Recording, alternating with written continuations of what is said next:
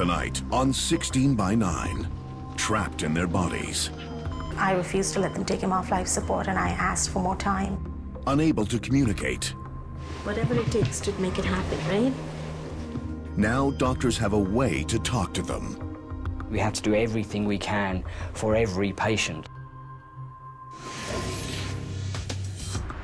And watch what happens when small-town Canada meets a professional basketball team. Then, they look like an innocent toy. But these little magnetic balls could pose a big danger for kids. They'd created 4 holes in the stomach and the intestine that we had to repair.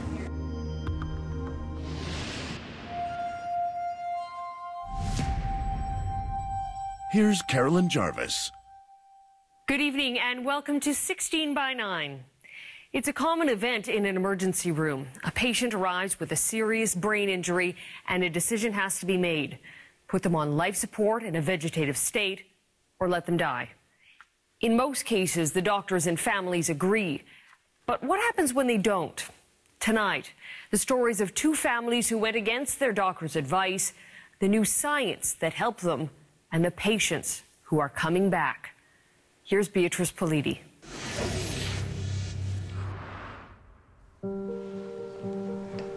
Okay, we'll call Tracy and get you up in the chair.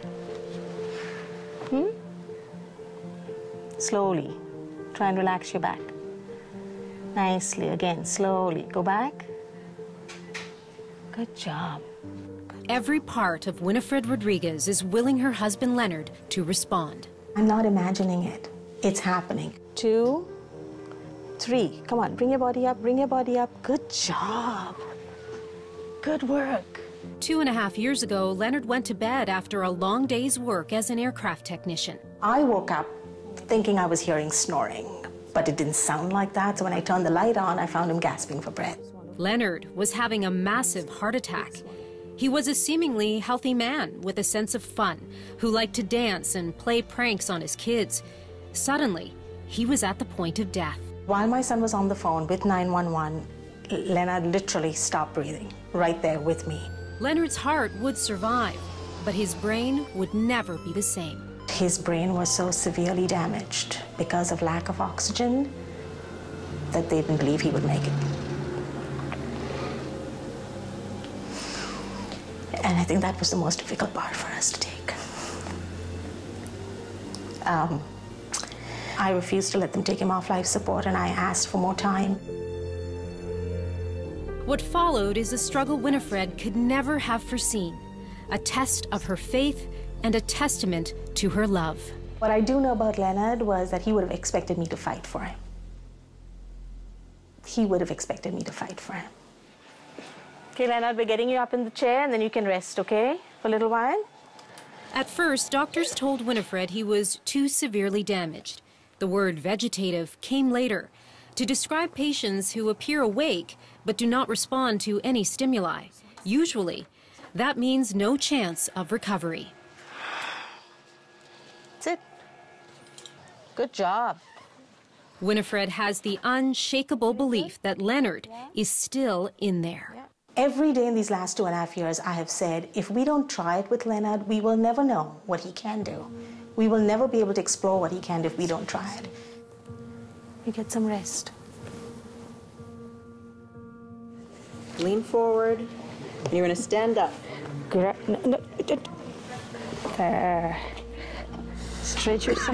Straight yourself up. Are we okay? Shall we start? Right. Lock.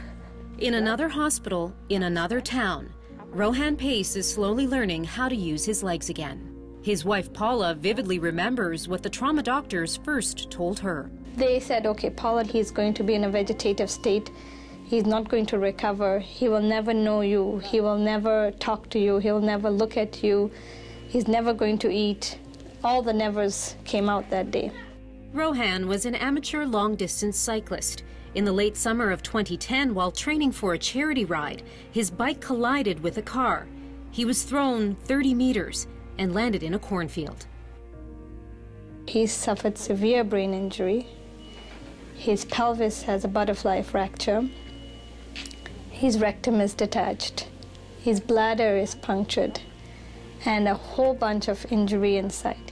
Those injuries brought his doctors to this conclusion. We were being told, almost being forced, to end his life when he would have life. The intensivist said if it was my husband, I would have ended his life. But I said, he's not your husband, he's mine. And I can't. Winifred, too, remembers how she felt when doctors told her the same thing. Leonard wouldn't make it, so it might be best to let him go. At one point, we were told there were no alternatives. Giving me their medical opinion was one thing, but telling me what to do with that medical opinion, I think, is what bothered me. So in the months that followed, both Winifred and Paula decided to seek the advice of a different kind of doctor, those who are experts in the damaged brain. There is a high degree of misdiagnosis. One of them is neuroscientist Dr. John Connolly of McMaster University in Hamilton, Ontario. I think there are patients that frequently, all too frequently, are put into the category of we can't help them, when actually we can help with nothing more than the same techniques that are already out there. Another researcher, Dr. Adrian Owen of Western University in London, Ontario, says these people are a lost population of patients. These are the patients that we're really interested in because they will slip through absolutely every net. By Owen's estimate, 1 in 5 of these patients is wrongly diagnosed as vegetative. A European study goes much further. It says up to 43% of vegetative patients should not be in that category. It doesn't mean that people are making mistakes 40% of the time. This is an extremely difficult patient population to diagnose. It's impossible to tell that the patient is conscious because they make absolutely no responses. Without these research tools that we have, there really is no way for correctly diagnosing them. Winifred Rodriguez is convinced her husband is one of that lost population who will respond. A sign in his hospital room asks visitors to speak slowly and clearly because he can hear. I pull on each day because I keep reading back letters he wrote to me 30 years ago. That's how I keep my love and faith for him going. Her faith that with enough attention, with the right testing, with the right rehab, Leonard's brain will respond. Still, Owen cautions awareness and recovery are two very different things. I tend to not use the word recovery in this patient population because it's extremely rare. You know, at best, those few patients who do recover after many months or years in a vegetative state, really, they're going to be very seriously disabled for the rest of their lives.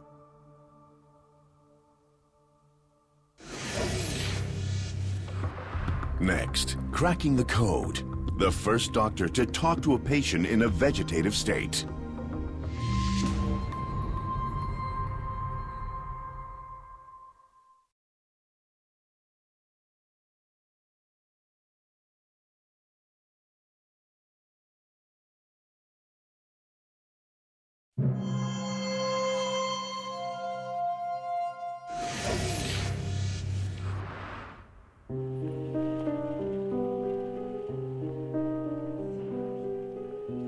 Years ago in the historic university city of Cambridge, 26-year-old Kate Bainbridge made history. A virus had attacked and badly damaged her brain. Doctors believed she was beyond recovery. Then she woke up from a coma. Here is how she describes it in a short video by a British filmmaker. The voice is that of a friend. The words are Kate's. It made my brain swell up and my muscles stop working. I was trapped in a vegetative state. I wasn't responding to anything at all. As far as the doctors could tell, my brain was no longer working. A prisoner in her body, unable to communicate her anguish, she remembers deep frustration.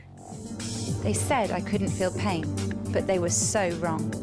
I just couldn't tell people. She spent 22 months in hospital, treated, she says, like a body, not a person. Words were just noise to her. I had loads of questions like, where am I? Why am I here? What has happened? They never even explained to me how they were feeding me. Questions that tormented her, but which she could not ask. She considered suicide. of holding her breath till she died. But during that painful hospital stay, there was one shining moment, a moment she now credits with turning her life around. Dr. Adrian Owen was then a young researcher at this Cambridge hospital. He was doing brain imaging work. Owen had access to an expensive new machine called a PET scan. He was looking for the ideal subject, and he found Kate. Their coming together was a eureka moment in medical science, helping usher in a whole new field of brain research. We put her into the scanner really, on a whim. We showed Kate faces of her friends and family, and the part of her brain that we know now that is responsible for recognizing faces, it lit up just as it would in you or I. Dr. Barbara Wilson is a neuropsychologist who later took charge of Kate's rehab. So even though Kate wasn't responding to the environment, her brain was responding normally to these photographs. And that was the first time this had been demonstrated. It was very interesting and exciting. Before the scan, I had no evidence. I was there. It was hell there. But out of that hell, she says, the scan found her, showed her something was working. It was a kind of resurrection. It really does all go back to Kate Bainbridge. She was patient 0? She was patient number 1. I think if she hadn't responded in the way that she'd responded back then, we wouldn't be sitting here today. She really started this whole process. Some people might say that you found a way to speak to people who are otherwise considered lost or dead. Well, I think that's a reasonably good description. This is how Owen did it. It was the brain talking through electrical signals rather than words. So subtle that Owen is now able to get yes or no answers from his test subjects who can't otherwise speak. Owen says those yeses and nos are only the beginning. The holy grail here is to try and perfect our communication techniques, to have a system that is affordable and could allow somebody to actually interact with the world around them or interact with their family on a routine basis without coming into my lab. That's where I'd like to be in 5 years. I want you to tell us whether you are in any pain. But as they develop new ways of talking to brain-damaged patients, doctors face a dilemma. Could they ask a patient if he or she wants to die? My answer to that is an emphatic no, and I think it's entirely inappropriate at the moment. We don't have a legal and ethical framework in this country and in most other civilized countries for acting on that information.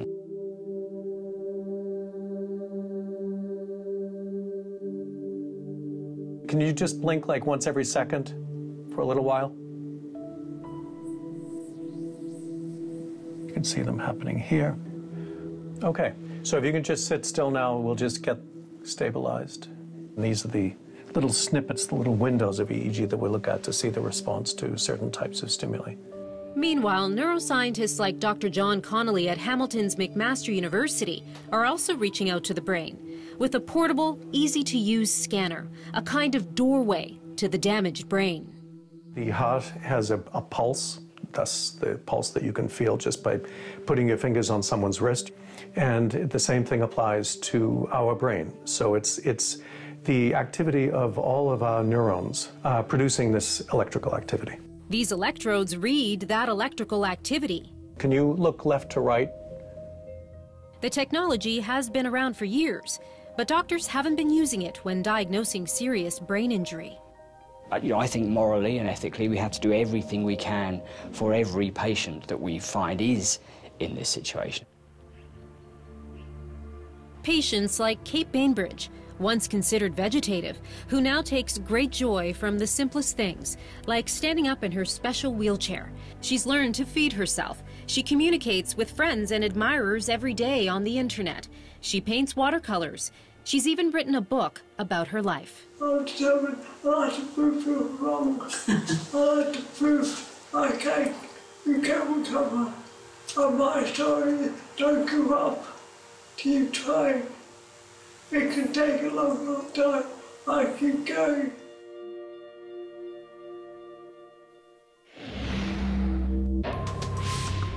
Next, two men thought to be beyond help. Try to touch the cup. Can doctors give their brain a voice?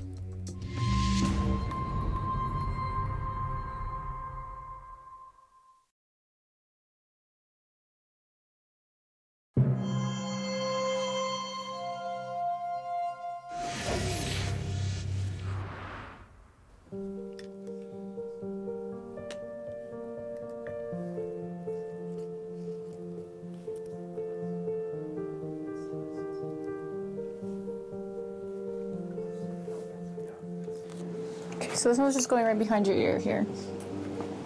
Okay, this one's just going on your nose. And this one's going right here. It's examination day for Rohan Pace. Researchers are here to find out if his brain function has improved. A devastating bike accident in 2010 left him with brain damage and a grim prognosis. Are you okay, Rohan? Okay. Back then, neuroscientist Dr. John Connolly of McMaster University put him through a battery of tests. He came out looking very good, in fact, in all of those tests. He showed clear brain responses to his own name. His brain was showing it, but his body wasn't. He couldn't speak. Then, 5 months after the accident, a breakthrough. The nurse asked him, can I take your watch? I'm going to take your watch out, Rohan, because I need to give you a bath. And he said, please leave my watch on, don't take it out. She jumped out of her pants. She was so shocked. She said, what did you just say? And he repeated very clearly, leave my watch on, please do not take my watch off. Since then, Rohan's speech has improved. Major, it's a relative, okay. Could be, yeah. What are they? Can you spell that word? Desserts, yeah, they're all desserts. See, there's a symmetry picture again, and you are doing great. Both of them are at 50%. Go, go. Excellent. He exercises and can hold himself up. He's trying to learn to walk. The results today will help researchers determine how much a damaged brain can heal. We are ready for you, so just to let you know. Leonard Rodriguez is also being tested, but his injury is worse than Rohan's. Lack of oxygen to his brain during a massive heart attack caused widespread damage. Okay, Leonard, so I'm just going to measure your head so we know where to put the electrodes, all right? Doctors diagnosed him as being in a vegetative state. But once again, Dr. Connolly found a faint sign of cognition. This spike shows Leonard's brain recognized his name. They'd indicated that he was comprehending speech, which was a clear indication to us that the diagnosis was possibly incorrect. This small thing meant a lot.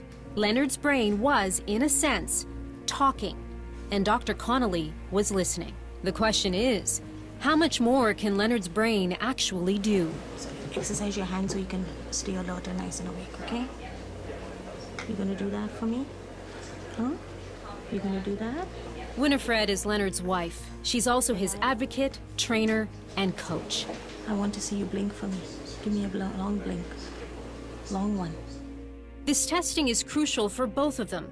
If he shows progress, Winifred plans to use the results to shore up her case for government-supported rehab. A case that may be difficult to make, says medical bioethicist Carrie Bowman. Our system does not accommodate these situations very well at all. And I would actually argue our system has a lot of inherent prejudice towards chronic conditions. Our system is very much designed for acute, fast recovery.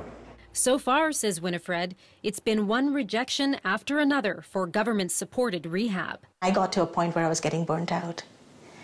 And so I decided I was just going to change that. I was going to take every time I was told no, I was going to show that it was going to be yes. And I've shown it.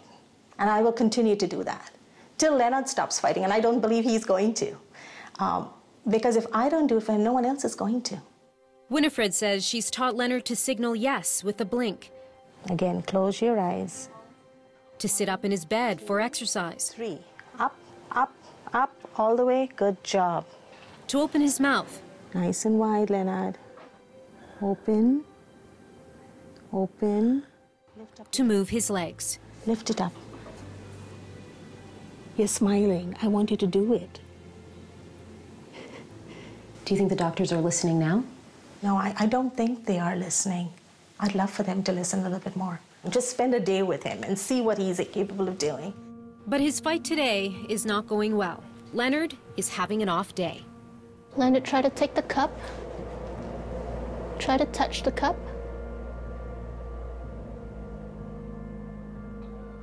I want you to try to show me how to use the comb, okay? Just try.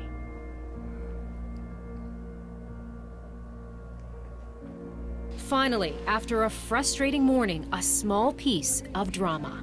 Try to move towards it. Good.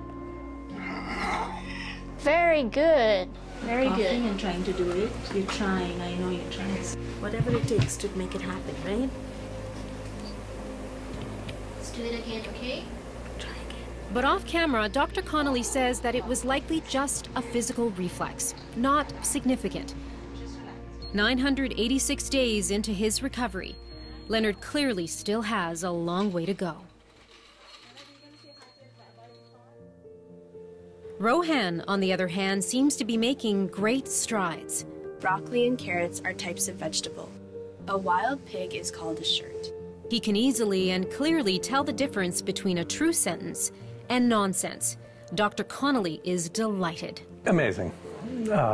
We saw him very soon after his accident, a couple of weeks, and he would not have responded to a single item in that test. And to watch this was exciting. The progress from all the rehab work and the physical therapy has been absolutely astounding. Thank you.